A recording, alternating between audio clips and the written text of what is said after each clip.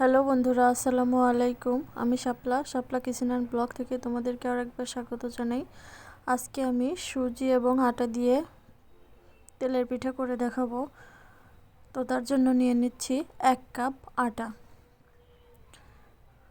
এবারে দিয়ে দিব হাফ কাপ সুজি।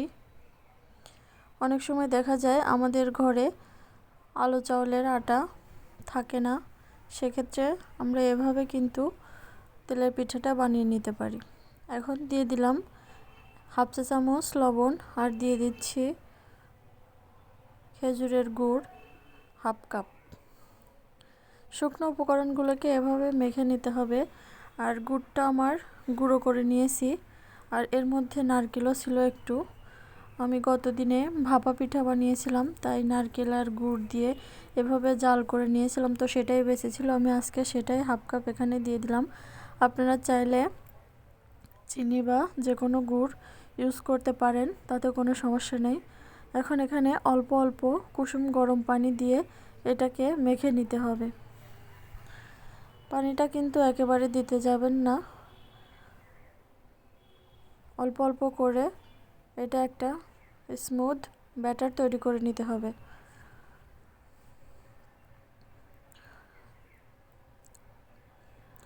পানিটা কিন্তু অবশ্যই কুসুম গরম হতে হবে, না হলে কিন্তু পিঠাটা ফুলবে না।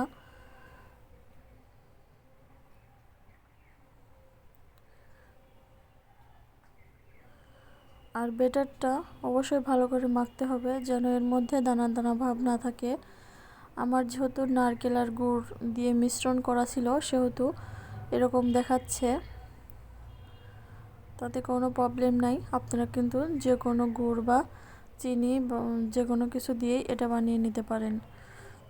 আর আমি এখানে হাফ কাপ গুড় ইউজ করছি। আপনারা যদি বেশি মিষ্টি খান তাহলে তার চেয়ে একটু বেশি ব্যবহার করতে পারেন।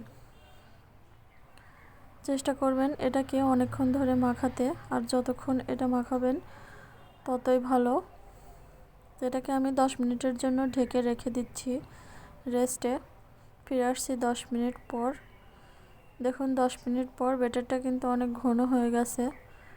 এটাকে আমি আর একটু পানি দিয়ে মিশিয়ে নিব। অল্প একটু পানি অ্যাড করছি এখানে।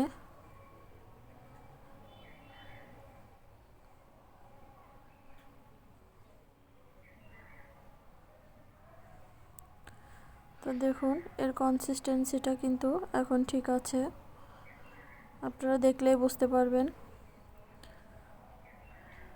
তো এখন চলে যাচ্ছি কড়াইতে। আমি আগে থেকে তেল গরম বসিয়ে দিয়েছিলাম। তেলটা গরম হয়ে আসলে আমি এর মধ্যে একটা প্লেট দিচ্ছি, ছোট্ট যে বাচ্চাদের খেলনা প্লেট পাওয়া যায় ওইগুলো। আপনারা চাইলে যে কোনো স্টিলের কৌটার মুখও ব্যবহার করতে পারেন, আবার এটা নাও ব্যবহার করতে পারেন। এটা দিলে পিঠাগুলো একটু গোল গোল আর সমান হয়, সেজন্যই আমি এটা দিলাম। তো এই যে দেখুন এভাবে দিয়ে এভাবে ছেড়ে দিলাম। একটু পরে পিঠাটা কিন্তু প্লেট থেকে একাই উপরে ভেসে উঠবে।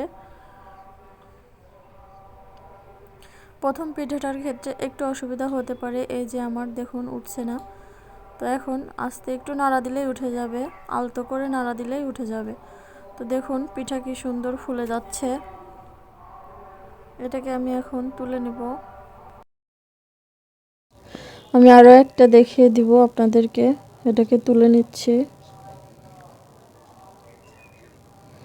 এই যে প্লেটটা এখন গরম আছে, এই অবস্থায় একটা চামচ দিয়ে এভাবে তুলে 1 চামচ ব্যাটার এরপর দিয়ে আস্তে করে এটাকে ছেড়ে দিতে হবে তেলের মধ্যে।